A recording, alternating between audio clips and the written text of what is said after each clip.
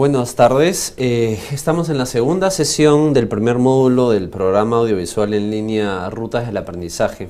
El tema que nos convoca el día de hoy es ampliar el trabajo que comenzamos el día miércoles y es trabajar sobre el enfoque de competencias que está presente en las rutas del aprendizaje.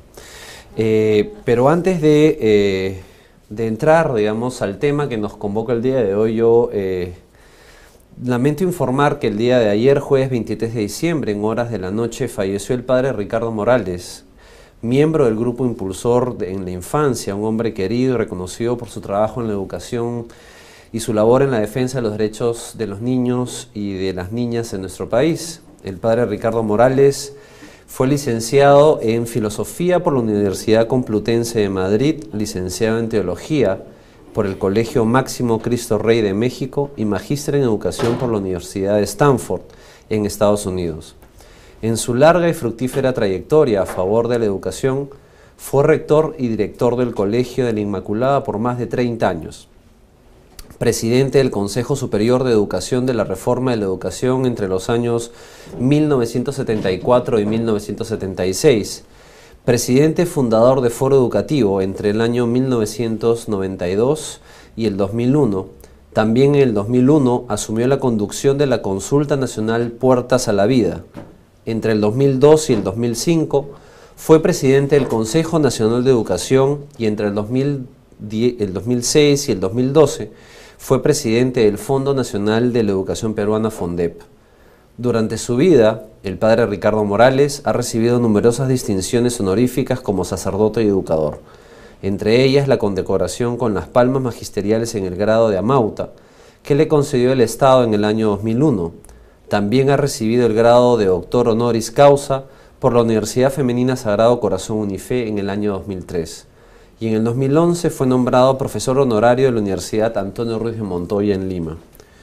En diciembre último, el Grupo Impulsor Inversión de la Infancia le otorgó el reconocimiento Primera Infancia debido a su labor en la educación y su trabajo en favor de la niñez de nuestro país.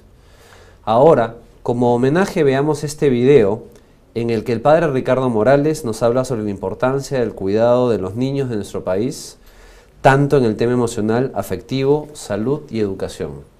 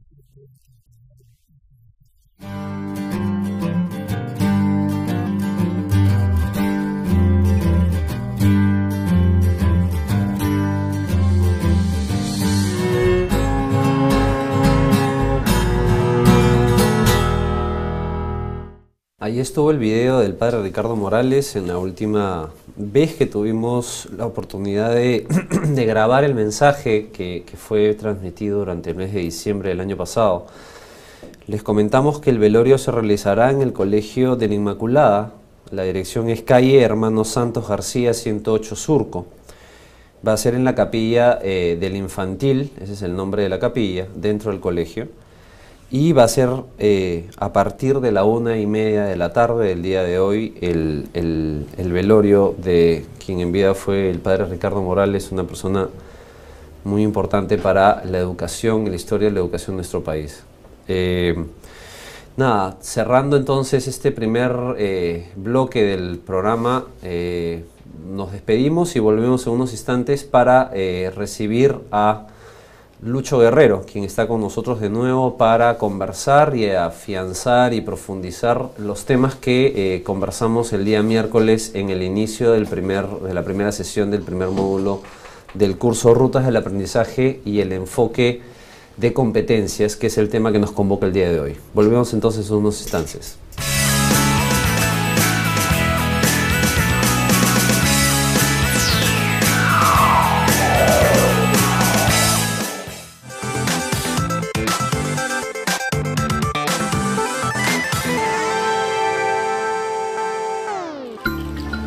Buenas tardes, casera. Dame una yuca y una mano de plátano. Esto también, mami. Pero no me alcanza, hijita. Muy bien, Alexandra, te felicito. Mami, si alcanza, si dejamos un plátano podemos comprar un mango. Matemática para la vida. Conoce lo que están aprendiendo tus hijos en la escuela.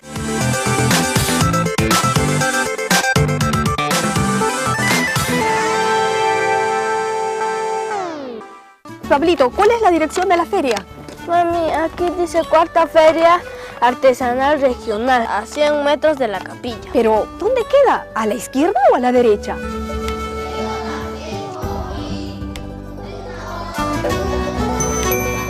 Aquí dice, avanzamos una cuadra y luego a la izquierda. A partir de hoy, serás mi guía. Comunicación para la vida. Conoce lo que están aprendiendo tus hijos en la escuela.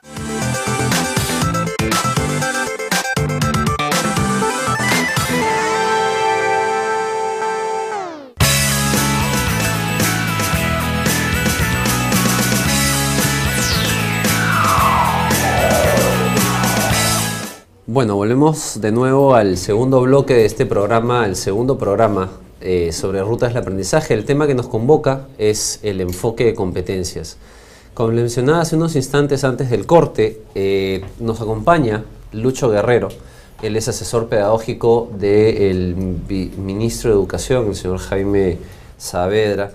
Bienvenido, Lucho, muchas gracias por estar aquí de nuevo. El miércoles nos vimos, ahora nos vamos a ver. Pero antes de entrar a la conversación con Lucho, y parte de lo que queremos hacer el día de hoy es profundizar, es solucionar preguntas, cuestiones que ustedes tengan sobre lo que trabajamos el día miércoles, que fue la presentación sobre el enfoque de competencias de las rutas del aprendizaje. Entonces, para hacer un recordaris de lo que conversamos el día miércoles, le hemos preparado un video resumen de la conversación y de los bloques que trabajamos durante el programa del día miércoles de esta semana. Entonces, adelante con el video, por favor.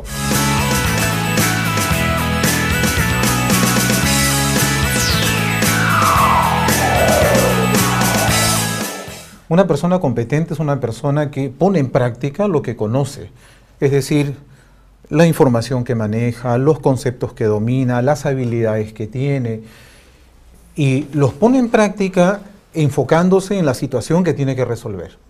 Una persona que está con los ojos abiertos al tipo de situación que le plantea un desafío y que sabe cuánto de lo que conoce o de lo que sabe hacer bien le puede servir en ese momento, esa es una persona competente.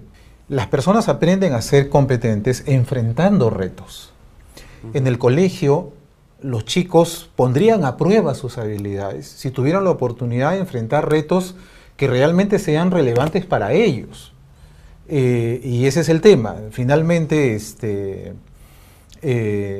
nadie aprende a ser competente fuera de la acción. La competencia, para responder tu pregunta, entonces, no se juega en el plano teórico. Si bien es cierto, la teoría, yo tengo que conocer teorías y tengo que desarrollar también una serie de habilidades, pero la definición de mi posibilidad de ser competente es en la acción, cuando yo demuestro esta capacidad para utilizar esas habilidades y esos conocimientos en una situación concreta. De acuerdo. Yo no puedo conseguir enganchar a mis estudiantes en una situación de aprendizaje si es que no los conozco y no sé por dónde van sus intereses, por dónde van sus aspiraciones. Es cierto, hay una gran diversidad en el aula, eso es innegable. Pero mira, por ejemplo, en el campo de la escritura, una cosa es que los chicos produzcan un escrito copiando un texto que el profesor ha escrito en la pizarra previamente, y otra cosa es que los chicos escriban un texto contando una experiencia personal. En el segundo caso, escribir puede representar un desafío. En el primer caso no, pues yo tengo que copiar una pizarra, la copio, y puedo copiarla como puedo negarme a copiarla también, porque eso no me reta. Claro. Solo tengo que transcribir. Pero si yo tengo que poner en palabras una experiencia, una emoción, una vivencia significativa en mi vida, tengo que encontrar la manera de construir el texto. Eso no está en ningún manual, no está escrito en ninguna pizarra, lo tengo que inventar. El aprendizaje fundamental sobre comunicación tiene como una de sus competencias el escribir de manera competente, ¿no es cierto? Okay. De acuerdo. Para escribir de manera competente, las rutas del aprendizaje distinguen 3 capacidades, que son las de planificar tu texto, la de ponerlo por escrito propiamente, de una manera propiamente tal, y tercero, la de poderlo revisar, saberlo revisar. De acuerdo. Muy bien. Entonces, planificar, escribir, revisar son las 3 capacidades que yo necesito afilar para poder llegar a producir un texto de manera competente. De acuerdo. Sin duda, en el transcurso de la enseñanza, el profesor se va a tener que detener en cada una de estas capacidades. Hay que hacer una buena planificación del texto y depende mucho de qué tipo de texto, ¿no?, es el que yo quiero escribir. Si voy a producir una nota periodística, o voy a escribir una carta, o voy a escribir un cuento, o voy a escribir una receta, yo tengo que planificarlo de una manera diferente. De repente, en algunos casos me bastan mis intenciones, en otros casos voy a tener que acudir a algunas fuentes de información. Pero entonces el profesor va a tener seguramente que hacer algunos ejercicios sobre planificación de textos. Pero lo mismo va a ocurrir en la escritura, porque cuando yo escribo tengo que tener cuidado de mantenerme en la línea de mi objetivo, no salirme del tema, cuidar las palabras que escojo, redactarlo de una manera clara, vigilar de no cometer demasiados horrores ortográficos, vigilar mi vocabulario. Y esto que lo hago mientras escribo es una cosa que la puedo volver a hacer al final cuando reviso mi texto. Entonces, y por supuesto el profesor se puede detener en criterios para revisar un texto escrito y hacer ejercicios de esa naturaleza. No hay ningún inconveniente, por el contrario, es deseable que el profesor pueda detenerse en cada una de las capacidades y lograr que los chicos las adquieran. Pero la competencia supone el arte de la combinación de estas 3. Claro. Si yo no sé combinar estas 3, yo no puedo producir un escrito de manera competente. Si yo enfrento en el colegio retos que despiertan mi curiosidad, que me interesan, que me importan, yo voy a actuar con motivación en la búsqueda de una solución. Pero si me plantean retos que no despiertan mi curiosidad, que no despiertan mi interés, que no me importan, yo voy a actuar sin motivación. Entonces, ama lo que haces, ¿no es cierto? Y es en esa tensión de querer hacer bien aquello que te importa, es que tú vas a desplegar todo lo que sabes, todo lo que traes, ¿no? Todo lo que tienes como habilidad, ¿no es cierto?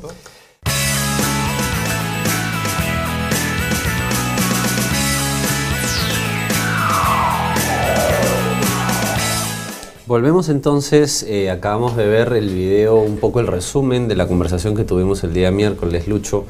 Y, a ver, como para entrar un poco en calor, digamos, en un momento determinado tú mencionabas que la competencia se juega en la práctica, en el hacer.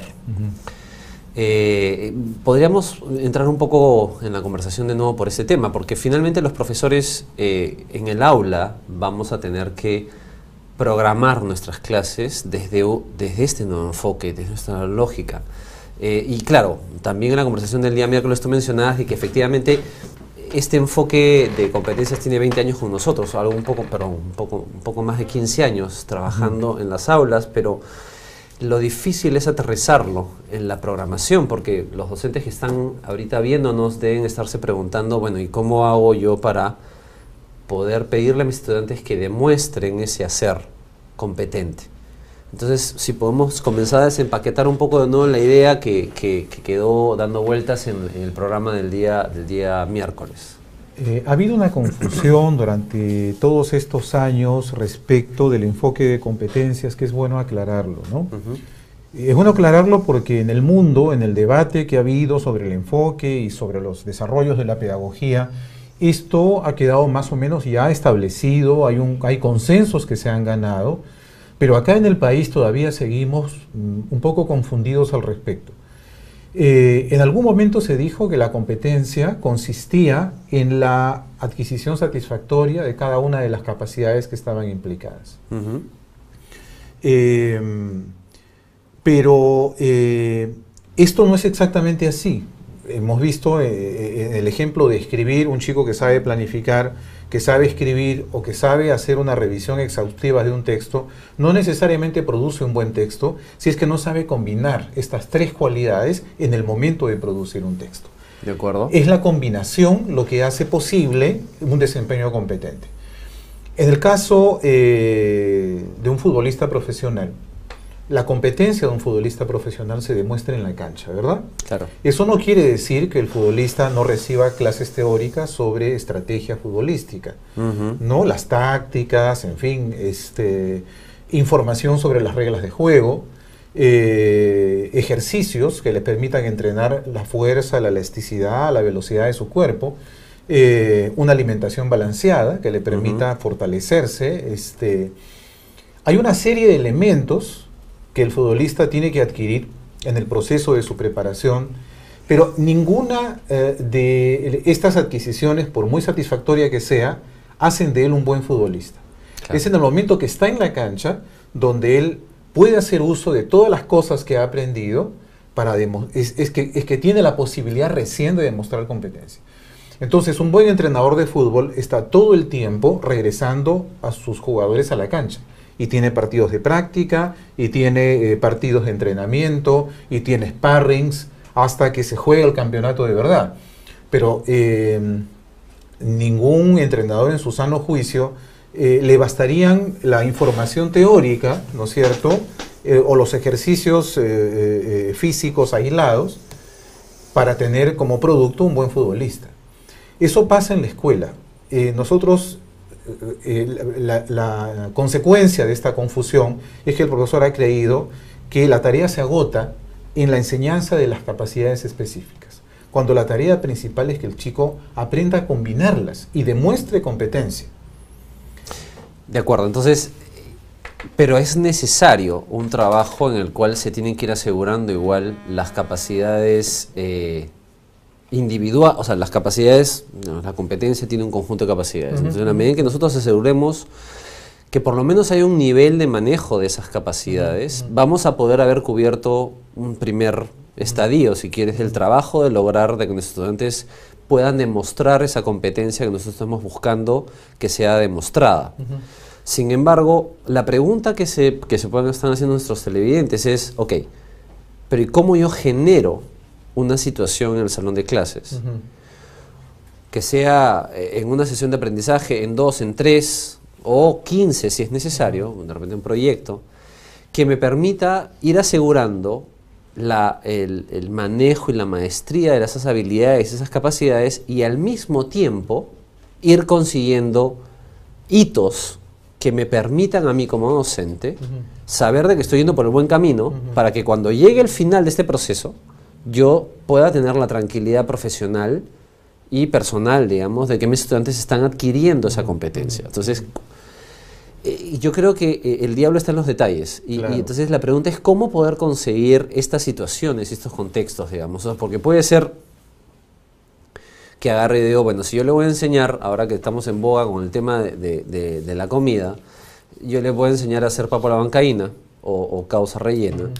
Y puedo entrar por dos puertas, digamos, ¿no? Por la puerta en la cual yo le explico, ok, mira, esta es la papa amarilla, tienes que cocinarla tanto tiempo, pues tienes que hacer el ejercicio de meter el tenedor para probar que la papa amarilla efectivamente esté en su punto y no se te va a deshacer. Después yo los llevo a un caño y les enseño a pelar las papas y sigo proceso por proceso. Y de ahí al final de que le he demostrado todo esto, les digo, ok, ahora estudiantes ustedes hagan la causa o la papa a la bancaína. Esa es una forma. La otra es, ahora les digo, bueno, ok, ustedes alguna vez en su vida han comido papa a la bancaína o causa rellena. Aquí están los ingredientes, vamos a hacer ensayo y error. Y después comenzar el proceso de ir desempaquetando o quebrando el proceso en partes. ¿Cuál de las dos es más recomendable para poder enfrentar un proceso de generación de competencias en el aula? Yo creo que hay que empezar por la acción, porque aquí, yo insisto, lo que define el actuar competente de una persona está en la acción. Entonces, te voy a poner otro ejemplo que ya no está tomado de la culinaria o del mundo del deporte, sino una de las aprendizajes fundamentales tiene que ver con la ciudadanía, ¿no es cierto? Okay. La ciudadanía tiene, en una de sus competencias, se señala que las personas demuestran capacidad de convivir de una manera democrática, ¿no? con otras personas. Para aprender a convivir de una manera democrática, para demostrar competencia en la convivencia cotidiana con otras personas, hay una serie de capacidades, hay 6, quiero mencionar 3. La persona tiene que aprender a interactuar con otras personas sin hacer diferenciaciones, ¿no es cierto? Ok. Sin excluir a nadie. En segundo lugar, tiene que aprender a construir y respetar reglas y acuerdos, ¿no es cierto? De acuerdo. Y en tercer lugar, tiene que saber resolver conflictos de una manera constructiva y pacífica. Bien. Tenemos 2 caminos. O yo les enseño primero estas 3 cosas y después los pongo a que interactúen en algún grupo de trabajo para ver si ya aprendieron, o los pongo a trabajar en grupo de frente. De acuerdo. Y ahí yo voy a observar en qué medida los chicos tienen algunas capacidades en la línea de estas 3 que yo te he mencionado, o no las tienen, o hasta dónde las tienen. Si yo no verifico cuán cerca o cuán lejos están mis estudiantes respecto de las capacidades que quiero que desarrollen, ¿cómo voy yo a saber, cómo voy a planificar mi enseñanza? Si yo me doy con la sorpresa de que el grupo sabe interactuar y producir de una manera efectiva la tarea que yo le encargo, caramba, yo digo, estos chicos están bastante cerca, ¿no es cierto?, de las capacidades que yo les quiero enseñar. Pero si yo noto que los chicos empiezan a rivalizar, que uno acapara la palabra, de que hay algún niño que es tímido o callado y lo excluyen y no quieren trabajar con él, yo voy tomando nota y yo sé entonces cuáles son las capacidades que tengo que reforzar, dónde tengo que poner mis énfasis. Y yo puedo trabajar esas capacidades de manera particular, pero luego yo tengo que volver a observar cómo los chicos van interactuando para poder cumplir un objetivo común en un grupo de trabajo. Es decir, la convivencia la convivencia democrática no se aprende fuera de espacios de convivencia, donde yo tengo que demostrar una capacidad de interacción respetuosa, constructiva y basada en el acuerdo con otras personas. ¿Ok? Entonces, técnicamente yo tengo 2 años para que los muchachos consigan esta competencia, ¿no es cierto? De acuerdo. Tengo 2 años. Entonces yo puedo hacer una planificación de mis 2 años. Entonces, habrán momentos donde yo me estacione más en alguna capacidad. Y habrán momentos donde yo ponga el ojo sobre todo en cómo demuestran y combinan estas 3 capacidades para conseguir un grupo de trabajo eficiente que maneje sus diferencias de una manera inteligente, imaginativa, sin sacar las pistolas, y pueda además incluir a todos en el logro de la meta o del producto que se les ha encargado, ¿no? Entonces, este ejercicio que tú mencionas suena lógico, es cierto, y yo ahora voy a ser de abogado del diablo, Lucho, porque es un poco lo que esperamos, lo que están esperando, imagino, nuestros colegas a lo largo y ancho de todo el país, que son 30.000 que se han matriculado para el curso. Entonces yo digo, ya, ok, yo soy profesor de primaria, soy profesor en segundo o tercer grado de primaria, que es tercer ciclo, pasando al cuarto ciclo. ¿Cómo manejar el tema de las competencias en una lógica de programación donde hay interdisciplinariedad? Porque obviamente, digamos, todas las áreas están combinadas y es parte de la lógica del profesor de primaria. Esa es una historia. Porque después viene la historia de secundaria. Entonces, a ver, vamos a tratar de entrar al tema de cómo manejar en términos instrumentales la programación, porque digamos, nosotros docentes tenemos que programar nuestras sesiones de aprendizaje. Y es fundamental poder entender cómo programar en función a una lógica de competencias y cómo cruzar cosas. Entonces, a ver, te he hecho la pregunta ahora de... Perfecto. Retomemos el ejemplo de la competencia sobre convivencia democrática. La tarea que yo le encargo al grupo, donde yo voy a poder observar la manera como interactúan y cómo logran complementarse en sus roles, puede ser una tarea de escritura, puede ser una tarea de matemáticas, o puede ser una tarea combinada de escritura y matemáticas, ¿no? En ese caso, los estudiantes van a tener que poner a prueba sus capacidades para producir un texto, o para leer un texto de manera comprensiva, para hacer algún tipo de operación matemática, mientras interactúan, mientras cooperan, mientras buscan la forma de complementarse para lograr el objetivo.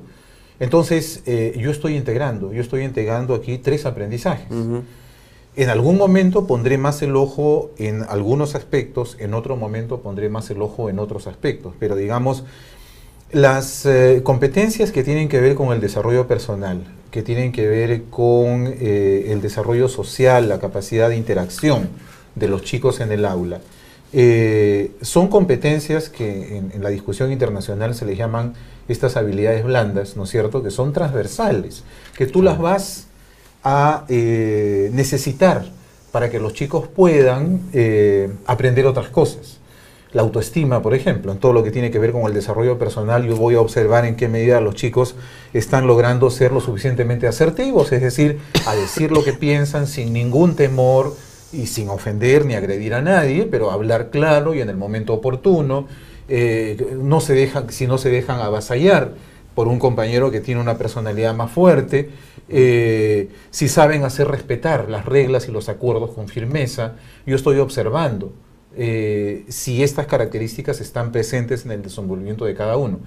Por eso, en este enfoque es muy importante que quien haga las cosas sean los estudiantes.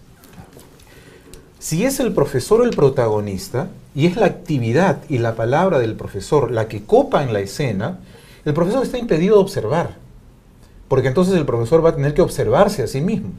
Va a tener que observar si está diciendo lo que ha pensado decir, si está actuando de la manera adecuada y si lo está haciendo en el tiempo que ha previsto.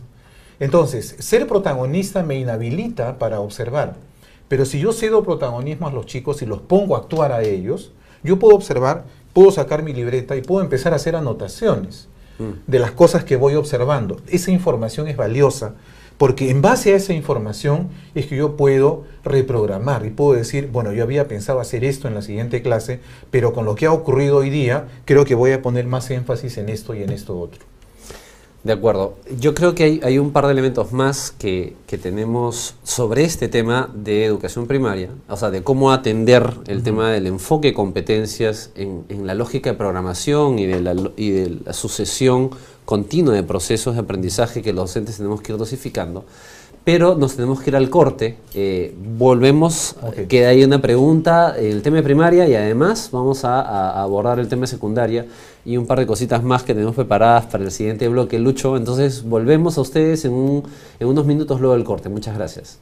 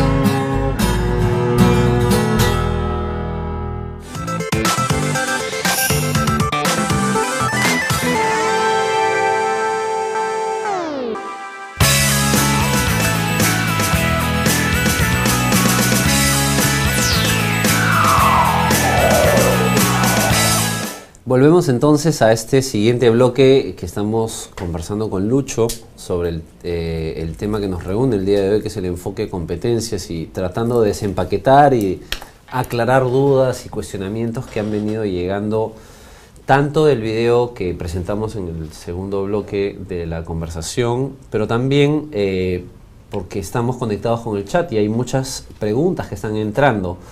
Yo en la segunda parte de este bloque vamos a atender las preguntas que de distintos profesores de distintos lugares del país están enviando, pero antes de continuar la conversación que quedó pendiente del bloque anterior, quisiera presentarte un video que hemos preparado sobre el tema del enfoque de competencias. Son profesores que están trabajando con este enfoque en aula y le hemos preguntado básicamente dos preguntas. La primera tiene que ver con el enfoque curricular por competencias, si es nuevo en el país o no.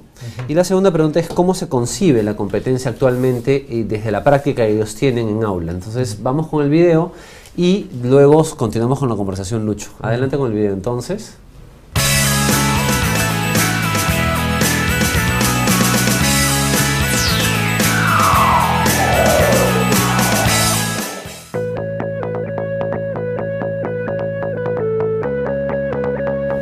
No, en realidad no se trata de un enfoque nuevo. Ya desde los 90 se venía discutiendo a nivel del Ministerio de Educación y de otras instituciones que estaban desarrollando proyectos curriculares. Ya se hablaba de las competencias y se hablaba así de las competencias como un saber actuar, solo que se hablaba de que la competencia eran capacidades complejas. Y esta complejidad de las capacidades se ha tendido a irse operativizando hasta que en el DCN aparece como que la competencia eran las capacidades, las actitudes y los conocimientos. Solo que lo que llevó a esto a la práctica es que ya no se mirara el enfoque de competencias en situación, sino fuera de ellas y como suma de las partes y no como partes de un todo, ¿no? El enfoque curricular por competencias no es nuevo en el Perú, pues a partir de los años 90 ya se vinieron dando a partir de diálogos y debates que se establecieron. Fue a partir del año 2000 que se aparece ya en documentos normativos como es el DCN, donde ya se trabajaban por competencias, por ciclo. Sin embargo, aparecían también algunos elementos como son los conocimientos en un lado, los procedimientos y las actitudes. Quizás esto dio origen a que el maestro en aula pueda trabajar de manera quizás desarticulada en algunos casos, originando que en algún momento se trabaja en conocimientos, en otro procedimientos y en otras actitudes. Estas cosas, si bien ya se vinieron dando desde ese tiempo, en la actualidad se está tratando más bien de comprender realmente qué es el enfoque por competencias.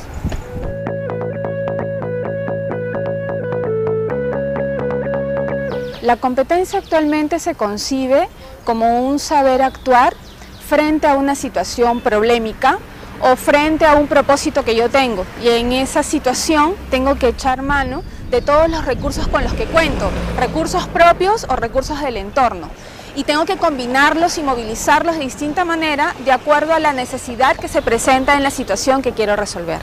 Eso es lo que realmente hace que se sea competente, saber utilizar todo lo que yo poseo o lo que está afuera para poder utilizarlo frente a una situación.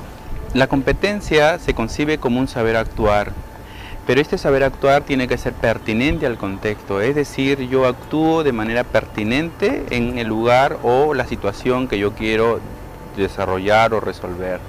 Pero para lograr y actuar necesito yo de movilizar una serie de recursos. Estos recursos pueden ser mis habilidades, pueden ser todo lo que hay en mi entorno, pueden ser los instrumentos, pero también puede ser la ayuda del otro, en este caso de las personas que están trabajando conmigo para lograr este propósito.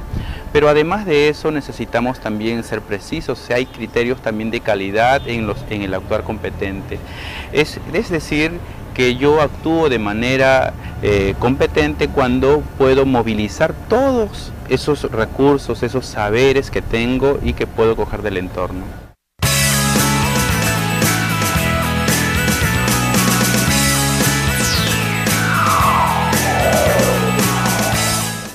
Entonces, ahí estaban nuestros dos colegas que nos contaban un poco sobre la historia del enfoque competencias y en segundo lugar, digamos, cómo es que se está movilizando el proceso de la aplicación y la comprensión. Pero claro, probablemente estos docentes que han tenido esta práctica y este trabajo, digamos, pueden hacer ese tipo de distinciones. Sin embargo, volvemos al tema, el docente que está constantemente lidiando con los procesos de enseñanza en los salones de clase, en la enorme diversidad que tienen los salones de clase en nuestro país, tiene que enfrentar situaciones bastante diversas, digamos, y como mencionaba el último colega, decía, la competencia es este lugar donde el estudiante es capaz de movilizar sus distintos saberes, sus distintas capacidades, sus distintas habilidades que va adquiriendo, que tiene que de repente recurrir a yo le llamo pozo, digamos, donde él mete la mano y saca estas competencias, estas habilidades para poderlas movilizarlas y ponerlas en juego. Pero la pregunta es cómo nosotros como docentes podemos construir estos espacios para que esto suceda. Hablábamos en el bloque anterior de la programación, de cómo lidiar con el tema de la programación, porque básicamente nosotros como docentes pasamos mucho tiempo programando, mucho tiempo preparando, y además creo que el énfasis que tú mencionabas de regalar este control por parte nuestra de las situaciones de enseñanza, de las situaciones de aprendizaje de los estudiantes, exige entonces, aparentemente es contradictorio, porque mientras más control doy, más tengo que estar preparado, más tengo que yo modelar estos espacios para que el estudiante pueda realmente poner en práctica, movilizar y jugarse un poco, entre comillas, para poder manifestar estas habilidades, estas capacidades o estos conocimientos puestos en práctica. Entonces, retomando un poco la conversación y poniendo algunos ingredientes de lo que han compartido con nosotros nuestros colegas, es cómo manejar este tema en aula, cómo ir cuidando este proceso. Tú mencionabas mucho el tema de la observación, el tema de tomar nota, de registrar este proceso. ¿Por qué es importante eso en una enseñanza que tiene como lógica, como centro el tema de la generación de las competencias? Porque, mira, Paul, lo que hemos estado viviendo en los últimos casi prácticamente 20 años, ¿no? Es una transición que está resultando sumamente dura, sumamente difícil, entre un enfoque de la enseñanza que ha estado tradicionalmente centrado, y cuando digo tradicionalmente estoy hablando de una tradición de unos 300 años aproximadamente, en la entrega de información, en la entrega de conocimientos a los estudiantes. Ahora el enfoque es más bien desarrollar capacidades. Eso no significa que yo no voy a trabajar con la información, sino que significa que ya no voy simplemente a consumir información para después repetirla, sino que voy a ser crítico con la información. Voy a poder discutir la información, la voy a poder comparar, voy a poder producir mi propia información si es que yo salgo a recogerla de distintas fuentes, Y lo que es mejor todavía, voy a poder utilizar la información para poder construir la solución a un determinado problema. Entonces yo voy a tener una relación con la información mucho más activa. Y ya no la relación pasiva simplemente de registrar, recordar y repetir. Entonces, eso exige un docente que esté más atento a cómo actúa el estudiante frente a la información, frente a las experiencias, frente a los distintos estímulos que yo puedo ofrecerle en una determinada situación. ¿Cómo interactúa? Yo he visto muchas situaciones de aula en estos últimos 20 años. Me he pasado recorriendo escuelas en todo el país. Y la verdad es que al profesor le cuesta mucho trabajo renunciar a este rol discursivo, ¿no? El profesor siente que si no ocupa el espacio, si su voz no ocupa el espacio y el tiempo, ¿no? No es profesor. Entonces, yo he visto muchos colegas que hacen un esfuerzo sincero, ¿no es cierto?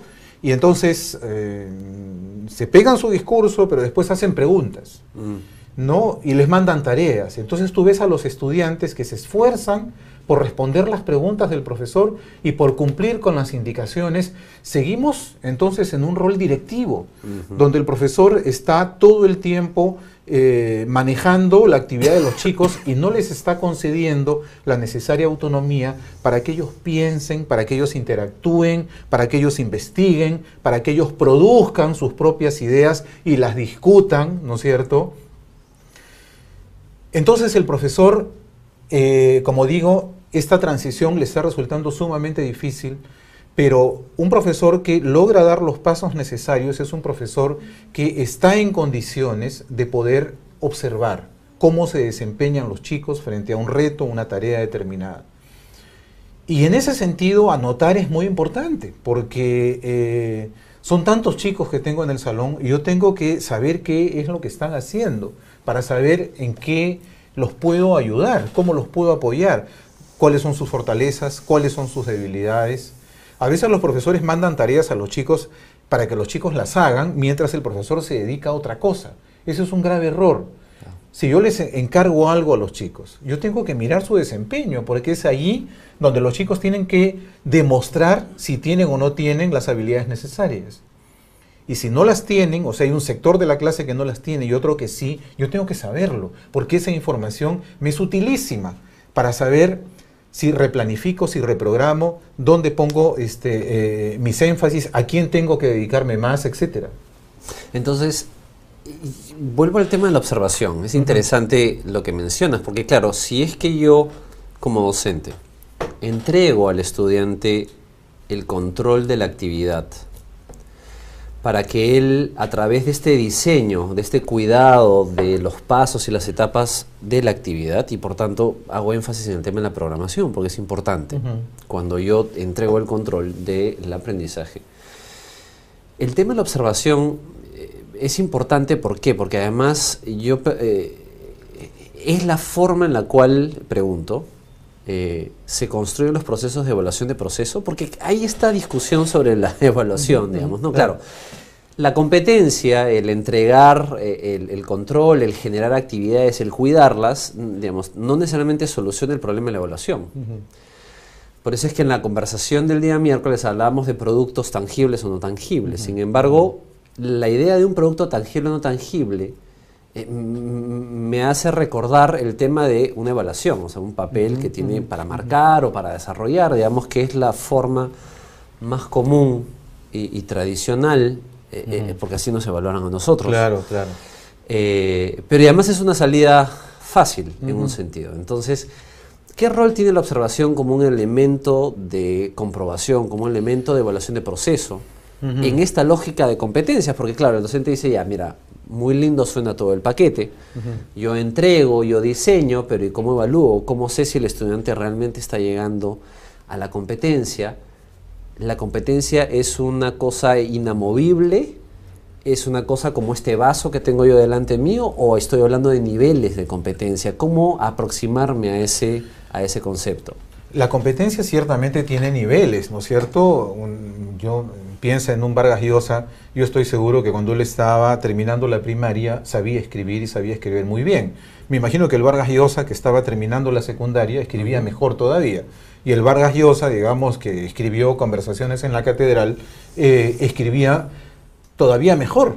Es decir, la competencia de producción de escritos evoluciona. Como todas las competencias son susceptibles de evolucionar. En la medida que las personas van afinando las capacidades, las combinan mejor, las van integrando mejor, etc.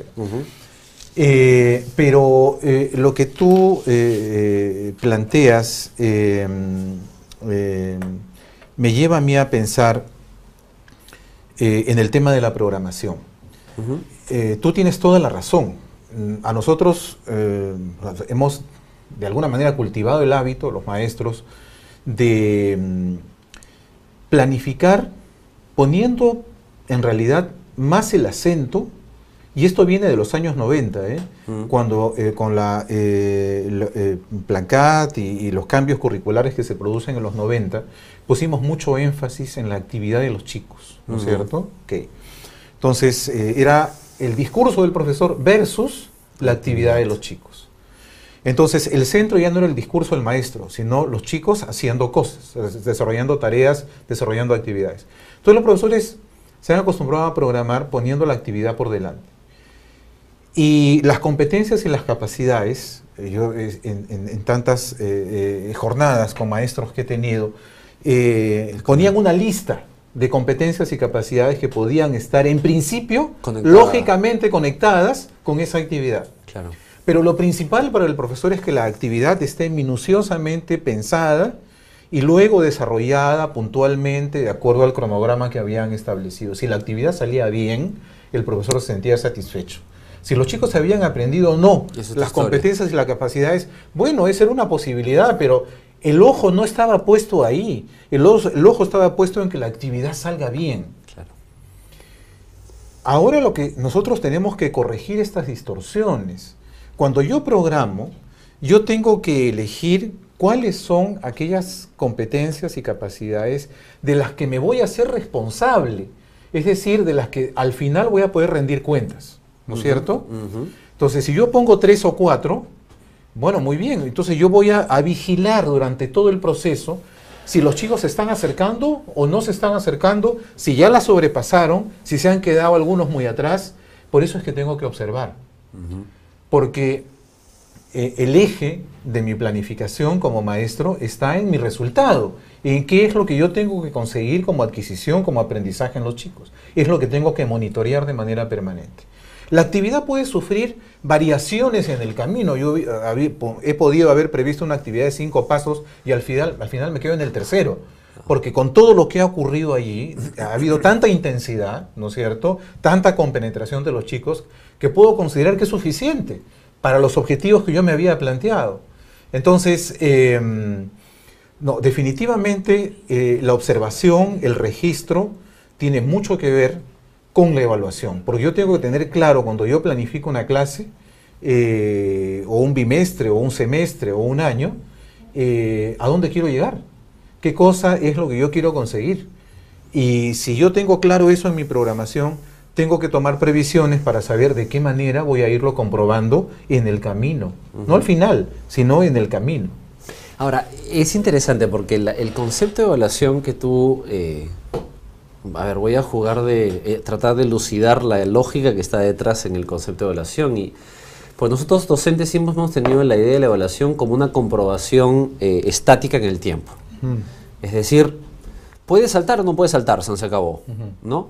Y quizás, y aquí no estamos satanizando, digamos, pero la manifestación más preclara de esta lógica es la evaluación para marcar, ¿no? Te hago una pregunta, tienes 4 opciones, lo cual no está mal, estamos comprobando algo. Sin embargo, ahí no se acaba el proceso de evaluación, sobre todo en una lógica de un enfoque competencias, porque efectivamente lo que yo tengo que tratar de entender es cómo se está dando el proceso a través del cual mi estudiante o mi grupo de estudiantes o toda la clase está comenzando a adquirir la competencia. Porque cuando yo tengo la lógica de las competencias como un conjunto de capacidades, entonces puedo agarrar y decir, Perico de los Palotes está a este nivel en esta capacidad, en la segunda capacidad está a este nivel, y en esta tercera capacidad está a otro nivel. Si es que yo no hago el ejercicio constante, está observando, entonces no voy a poder decir nada al respecto de las capacidades. ¿De acuerdo? Si las actividades no están conectadas a las capacidades, sino tratan de demostrarme a mí como observador, como docente, en qué nivel se encuentran las capacidades, lo que va a suceder indefectiblemente es que al final del proceso la competencia no va a ser adquirida. Y voy a tener que recurrir de repente a preguntarle al estudiante conocimiento, que es una forma bastante sencilla de salir del problema. Entonces, ¿cómo hacer para evitar caer en esa trampa? Porque es una trampa que sucede todos los días. Nosotros docentes tenemos que enfrentar 20, 25, 30, 40 estudiantes, en el caso de los docentes que trabajan con las escuelas polidocentes, dependiendo de si es ámbito urbano, ámbito rural, ámbito, digamos, urbano marginal. Pero si estoy yo en el caso de ser un docente multigrado o un docente unidocente, la cosa se complejiza aún más. Entonces, ¿cómo manejar este tema? Creo que es un tema clave, porque hacer solo el ejercicio de enseñar no asegura que el estudiante esté aprendiendo. La forma de comprobar que el estudiante está aprendiendo es a través de la evaluación, la observación, que me parece que es un detalle fundamental. Desafortunadamente el tiempo nos está traicionando, tenemos que cerrar este bloque, vamos a ir al siguiente corte, pero quedan pendientes estas preguntas que creo que son fundamentales. Hemos tratado el tema de la programación como un elemento fundamental en el cual nosotros como docentes podemos entregar más el control de la enseñanza y del aprendizaje de los estudiantes, no caer en la trampa de las actividades detalladas específicamente y desconectadas de las competencias que hemos elegido. Ahí de repente vamos a conversar en el siguiente bloque de cuántas competencias podemos poner en una sesión de aprendizaje. No podemos poner 15, de repente poner una, focalizar el tema. Y la comprobación a través de la evaluación de proceso, que tiene como eje, que es un poco la conversación de ahora, el tema de la observación. Entonces volvemos al siguiente corte, al corte, y volvemos al siguiente bloque tratando de desenredar un poco más este asunto, que es justamente el objetivo de estas sesiones que estamos teniendo para entender cada vez más el tema del enfoque competencias. Porque claro, estas conversaciones ahora pueden ser etéreas, pero acuérdense que los módulos siguientes van a ir aterrizando en el tema de matemáticas, en el tema de comunicación, en el tema de ciudadanía y en el tema de ciencias, que son las competencias focalizadas que el Ministerio de Educación está planteando para el trabajo del 2014. Entonces volvemos al siguiente bloque con ustedes. Nos vemos en unos instantes. Muchas gracias.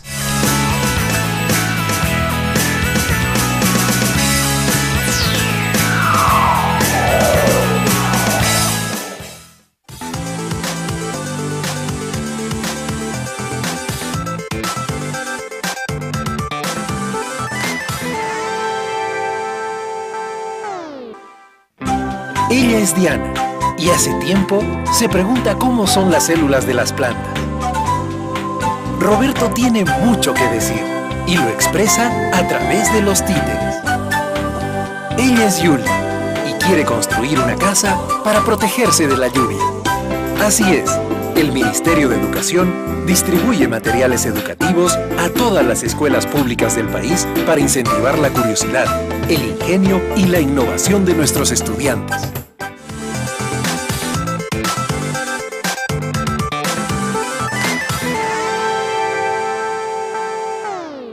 ¿Tiene aretitos de filigrana? Señor, ¿qué es la filigrana? Son hilos de plata. Se pueden hacer varios productos con la plata. Quiero saber cómo se hace la filigrana. Claro, vamos a mi taller y te muestro. Ya entendí. Hay que laminar, estirar y soldar. Señor, usted es un gran artista. Ciencia para la vida. Conoce lo que están aprendiendo tus hijos en la escuela.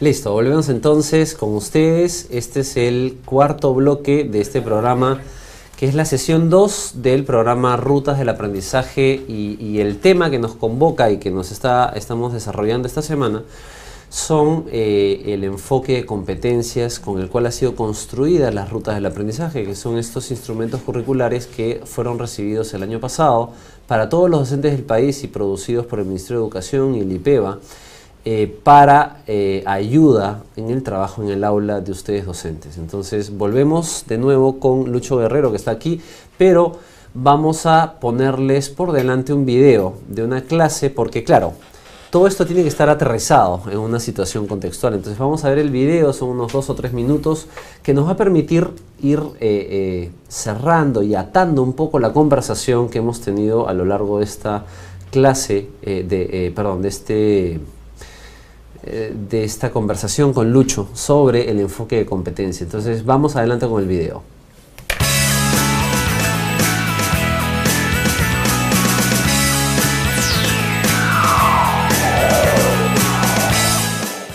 A ver, señora, para ver, ¿cuál es el problema que tiene usted, señor?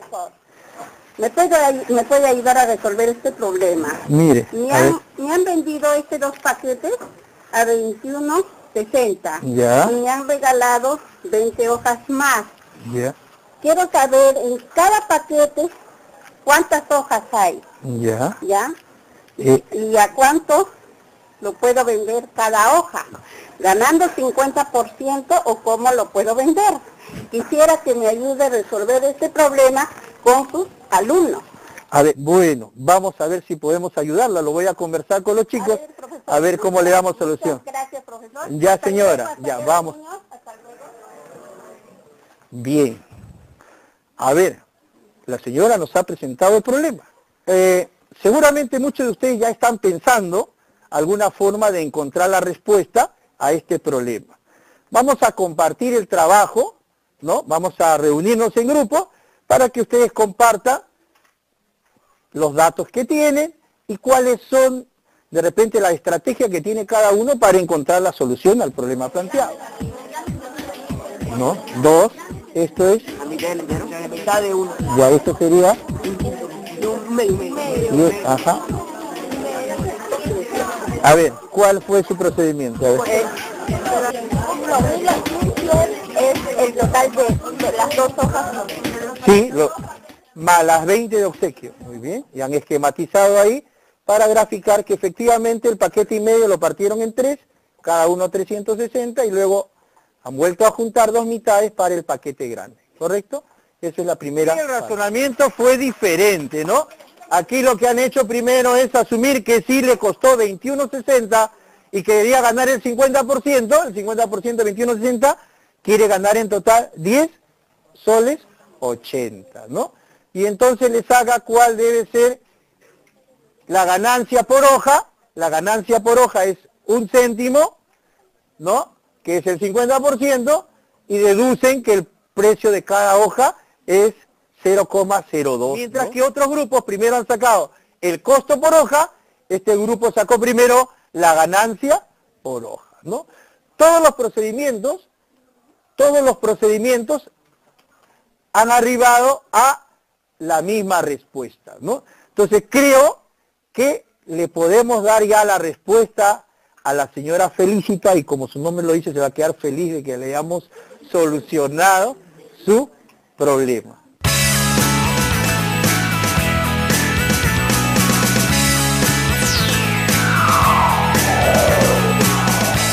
Entonces volvemos luego del video que hemos visto esta situación de aprendizaje en el tema de matemáticas, un profesor que ha manejado un contexto de aprendizaje. Entonces, Lucho, ¿qué nos puedes decir y cómo podemos atar lo que ha pasado en el video que acabamos de ver con las conversaciones que hemos tenido en los bloques anteriores? A ver.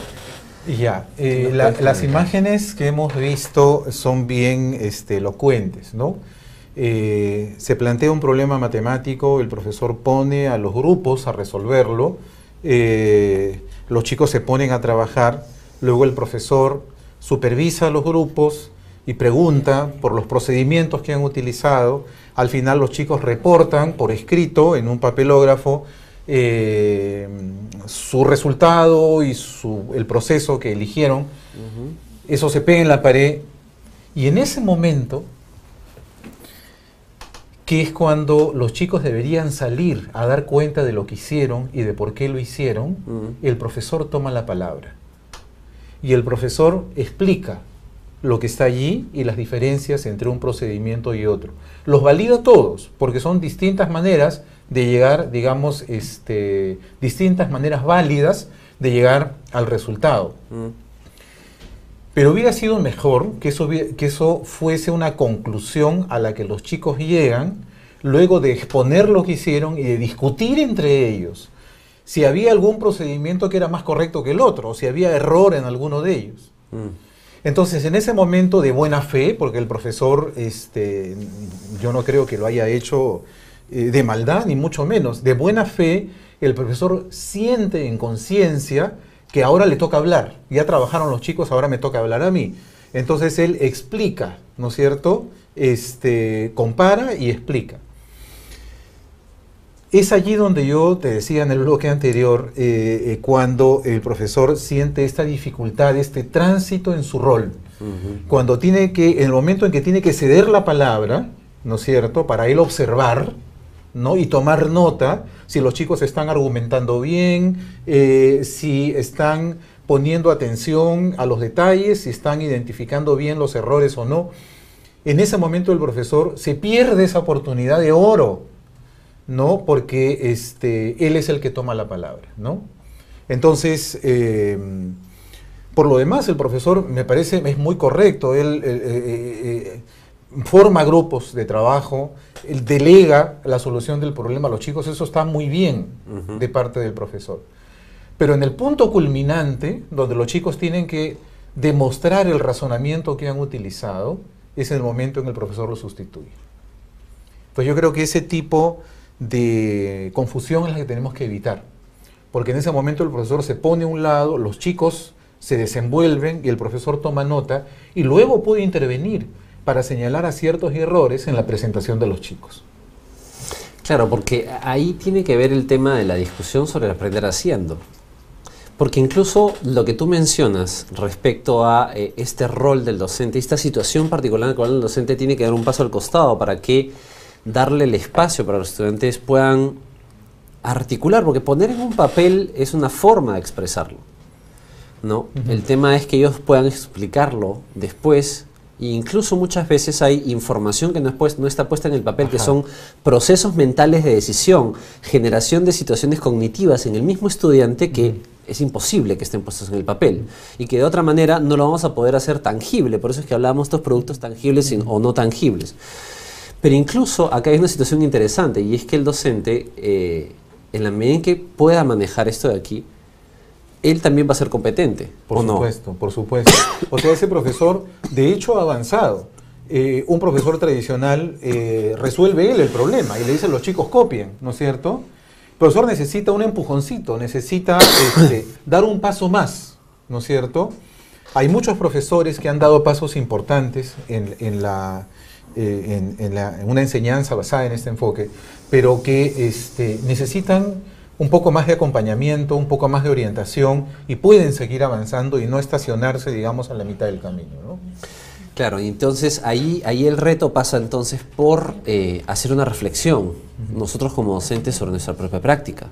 Porque finalmente, ¿cómo poder conseguir de que nosotros nos demos cuenta como docentes si es que estamos alineando nuestra práctica o no a un enfoque determinado, que es una decisión del país, es una decisión del Estado, es una decisión del país de trabajar por este lado? Y no es gratis la decisión de hacerlo de esta forma, porque obviamente cada vez más la vida cotidiana nos exige que pongamos en juego no solo conocimientos, sino habilidades y capacidades. Porque de lo contrario entonces vamos a tener que enfrentar una vida adulta el día de mañana, una vida de jóvenes el día de mañana, una vida de niños el día de mañana, con una serie de vacíos que nos van a reducir la posibilidad de tomar decisiones, de tener una capacidad de construir una vida distinta. Y yo creo que como país tenemos una responsabilidad de ese nivel.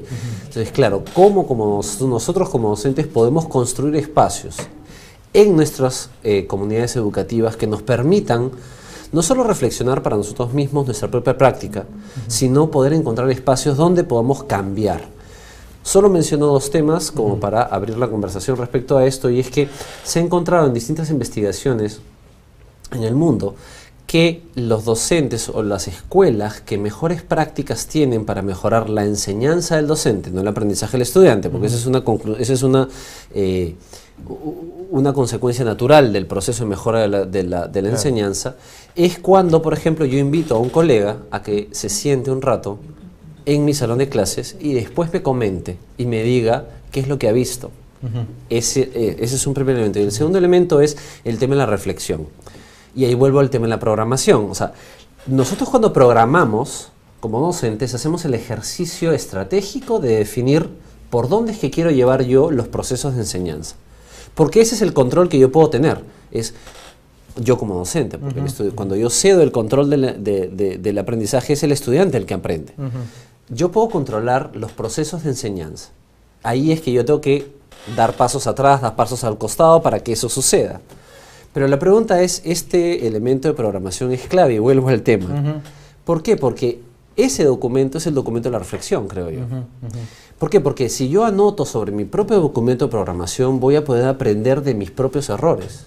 Voy a aprender de qué funcionó, qué detalle de esta actividad realmente se conectó con la competencia que yo quería. Pero eso se puede hacer ex post.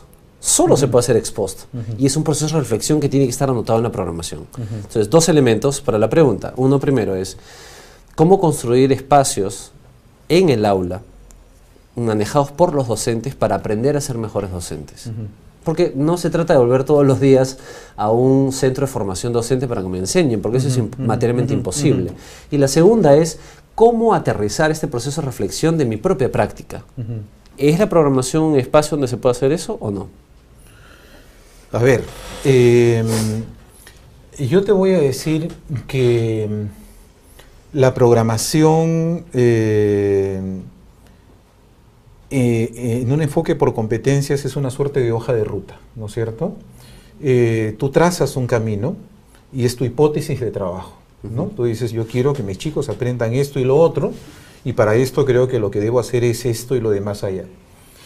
Una vez que sales a la cancha y empieza la acción, ¿no es cierto?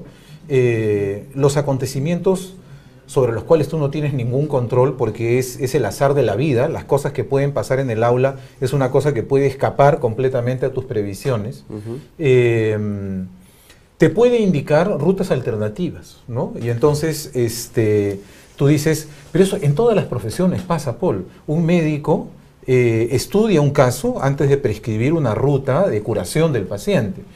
Y es en el transcurso del tratamiento que el profesor va monitoreando los resultados y puede decidir, digamos, modificar el tratamiento o suspenderlo, si se da cuenta que no está produciendo el efecto que se buscaba. Eso pasa en todas las profesiones, pero no sé por qué a los profesores nos han hecho creer que la programación es un papel rígido, que lo único que tenemos que hacer es aplicar de manera ciega y a rajatabla. Una programación es una hoja de ruta, y es una hoja de ruta que yo la tengo que implementar de manera inteligente, con los ojos abiertos, recogiendo información todo el tiempo del camino para ver si voy en la dirección correcta o necesito buscar rutas alternativas. En ese sentido, sin duda alguna, el poder cotejar si tus intenciones se están verificando o no, si eran las correctas o no, es un recurso de autoevaluación muy importante, sin duda alguna, ¿no? Porque ahí yo puedo darme cuenta de si mi enseñanza está siendo efectiva o no está siendo efectiva. Tú mencionabas la presencia de un colega en el aula me puede retroalimentar, eso está muy bien, pero a veces ¿qué pasa? Como entre bueyes no hay cornadas, los colegas suelen ser muy diplomáticos, y entonces, ¿cómo voy a criticar al colega? ¿No es cierto? ¿Cómo voy a criticar al colega? Entonces lo elogio. Entonces, hay en el profesor que hemos visto en el video cosas que son dignas de elogio, obviamente, y las he mencionado, pero en la parte final es donde el profesor comete un desliz, ¿no es cierto? Y lo hace de buena fe, porque nadie se equivoca de mala fe, ¿no es cierto? Entonces, pero estas son las cosas, digamos, que esta disposición a mirar mi propio desempeño y a sentirme satisfecho o insatisfecho con lo que hago, es la única manera en que una persona puede progresar en su profesión, cualquiera que ésta sea. Una persona que actúa en automático y que no mira lo que hace, ¿no es cierto?, actúa y luego se lo tira a la espalda, es una persona que se estanca. Entonces el elemento de autoevaluación es fundamental, ¿no? Y creo que eso hay que fortalecerlo. Hay muchos profesores que lo tienen, que no duermen bien el día que sienten que la clase les salió mal, que los chicos no se conectaron. Pero hay otros profesores que han perdido esa sensibilidad. Entonces, ese es un tema importante que nosotros tendríamos que corregir.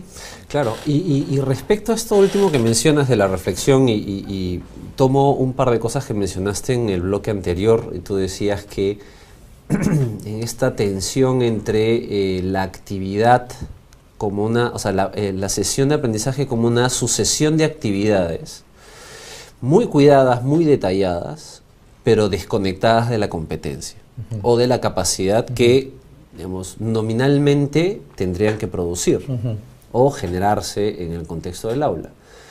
¿Cómo solucionar esto? O sea, ¿cómo escaparnos de esa trampa? Porque si tenemos un instrumento curricular que tiene, vamos, 8.000 aprendizajes que tienen que conseguirse a lo largo del año, evidentemente, digamos, vamos ya de plano vamos a entrar en la trampa. Exacto. ¿Cómo arreglar este tema? Mira, nosotros hemos hecho la contabilidad. El DCN tiene aproximadamente unos 6.000 aprendizajes.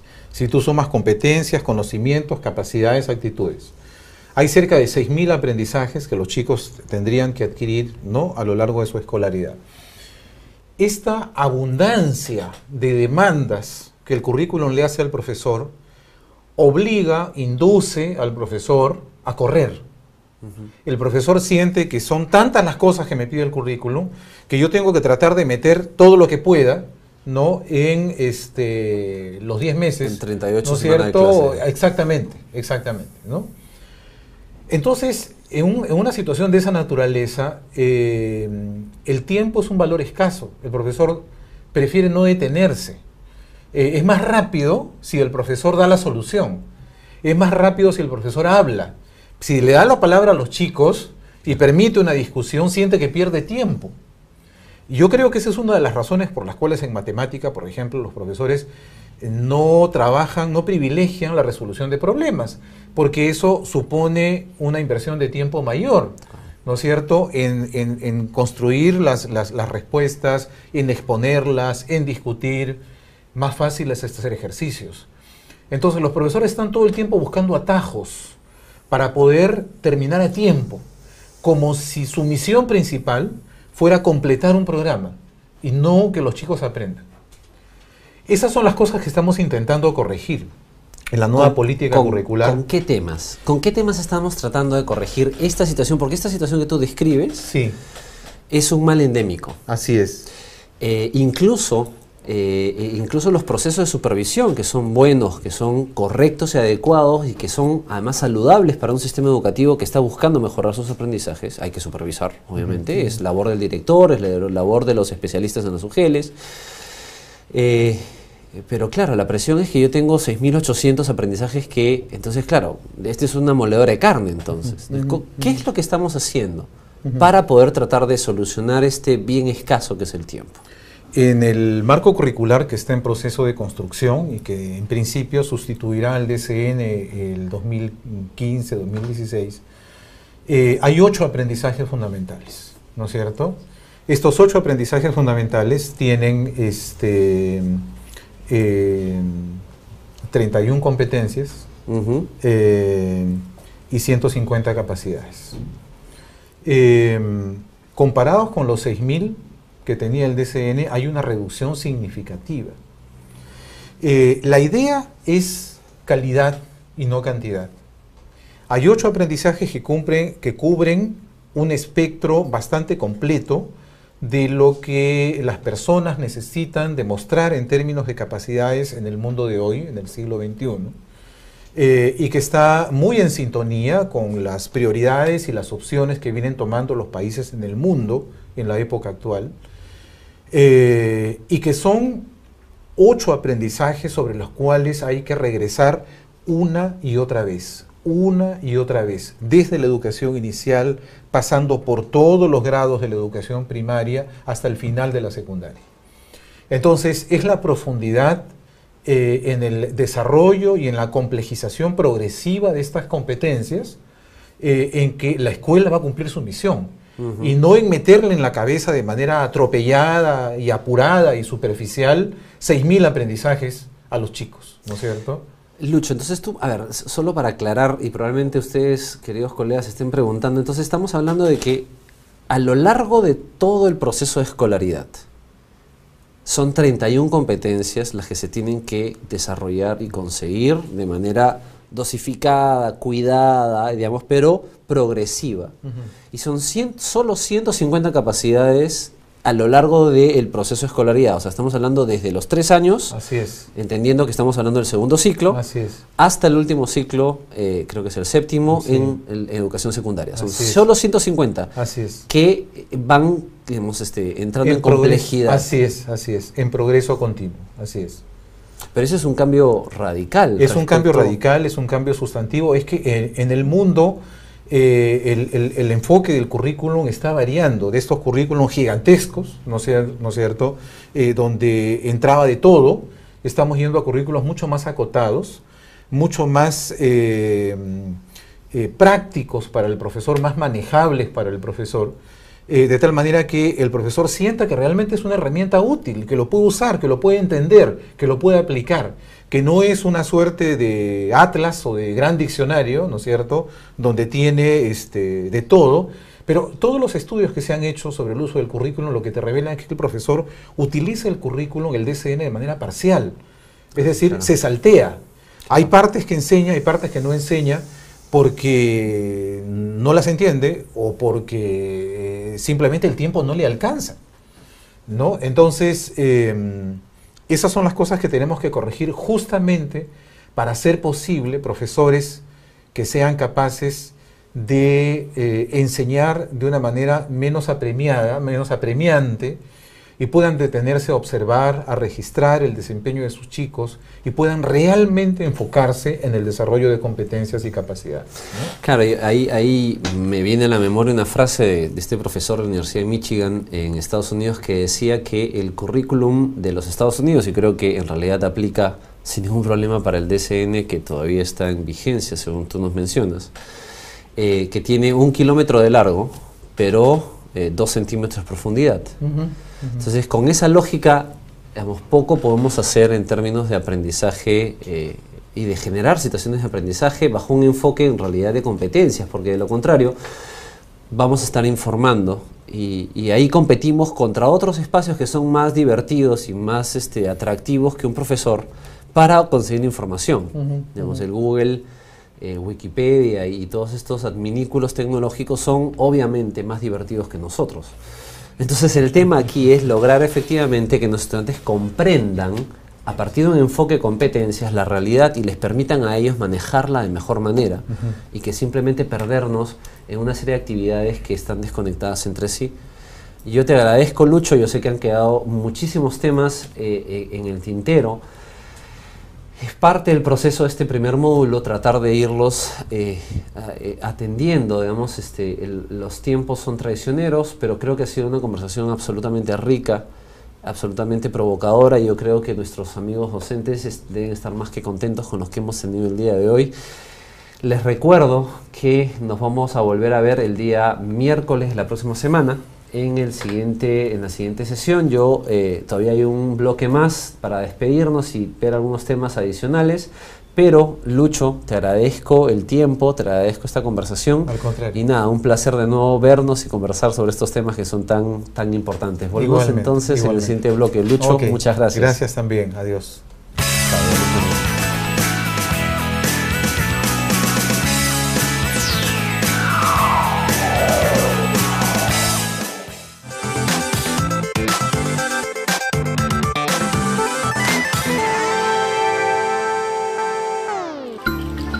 Buenas tardes, casera. Dame una yuca y una mano de plátano. Esto también, mami. Pero no me alcanza, hijita. Muy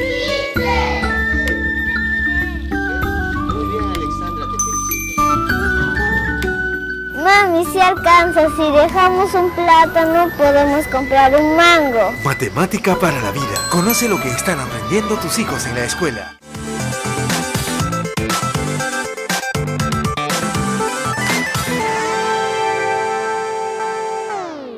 Ven, hijita, apúrate.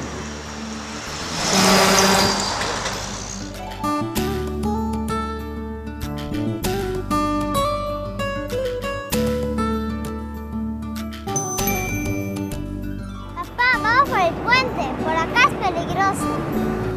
Ciudadanía para la vida. Conoce lo que están aprendiendo tus hijos en la escuela.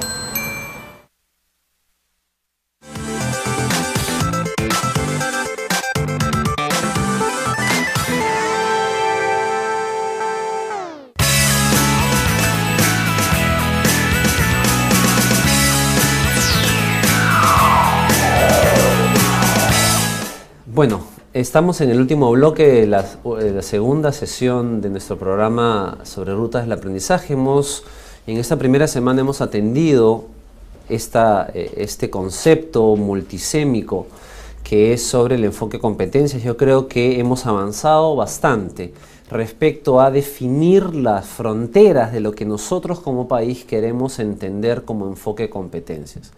Obviamente, no es suficiente estas 3 horas que hemos estado trabajando juntos.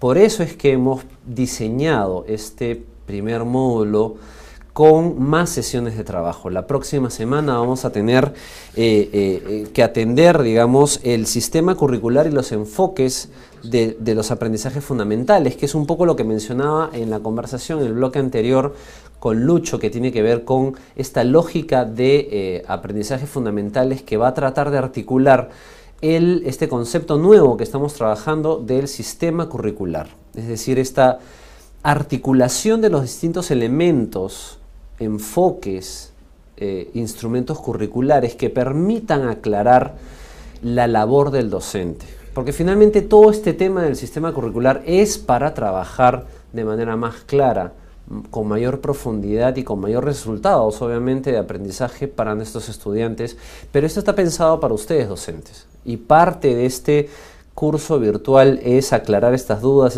es abrir una línea de comunicación con ustedes para que nos digan qué es lo que piensan, cuáles son sus angustias y sus preguntas, de tal forma que vayamos juntos aclarando este proceso de aprendizaje juntos. Acuérdense que hay distintos procesos, distintas formas o canales a través de los cuales ustedes pueden compartir con nosotros sus preguntas. Uno de ellos es el chat, otro de ellos es el foro abierto que está en la página web salgalu.tv, rutas del aprendizaje. Ahí ustedes pueden poner sus preguntas, cuestiones. Acuérdense que hay una parte en la página web donde están todos los instrumentos de las rutas del aprendizaje, incluso módulo por módulo hay una serie de ayuda a memoria de lo que hemos venido conversando en cada una de las sesiones. Recuerden que esos son instrumentos para que ustedes puedan ametrallarnos con preguntas para nosotros ir módulo a módulo, sesión a sesión, trabajando el tema para aclarar todas las dudas. Por eso es parte de este esfuerzo que está haciendo el Ministerio de Educación de acercarnos a ustedes docentes para aclarar estas dudas. Les recuerdo entonces el tema de la siguiente semana es el sistema curricular y los enfoques de los aprendizajes fundamentales. Y vamos a tener un flash informativo de cuáles son estos 8 aprendizajes fundamentales que mencionaba Lucho en el bloque anterior para ir trabajando e ir entendiéndolos poco a poco. Adicionalmente, quiero recordarles que estas sesiones, estos videos que hemos estado trabajando con ustedes van a ser colgados en la página web de perueduca.pe, pero además me indican del Ministerio que hay que recordar de que hay otro lugar alterno donde podemos tener acceso a esta información y es el canal de YouTube. El canal de YouTube del Ministerio de Educación, ahí está en pantalla, es youtube.com/perueduca. Allí van ustedes a tener en orden cronológico cada uno de los videos de las sesiones de trabajo que hemos venido nosotros desarrollando a lo largo de esta primera semana del primer módulo. Recuerden que ustedes pueden acceder en el YouTube, lo pueden acceder en cualquiera de las plataformas, ya sea una tablet, un teléfono, una computadora, de tal forma que ustedes puedan volver constantemente. Si tienen alguna duda, cuestión o angustia que los atropella, pueden revisar estos videos y lanzar las preguntas en el chat, en el foro, para que nosotros, desde el Ministerio de Educación, podamos trabajar con ustedes. Entonces, les recuerdo simplemente que el día de hoy es el velorio que se realizará en el Colegio de la Inmaculada. Es el sensible fallecimiento del padre Ricardo Morales, este personaje de la historia educativa de nuestro país de los últimos 30 años. Ha estado directamente involucrado en conseguir de que nuestro país sea distinto a través de la educación.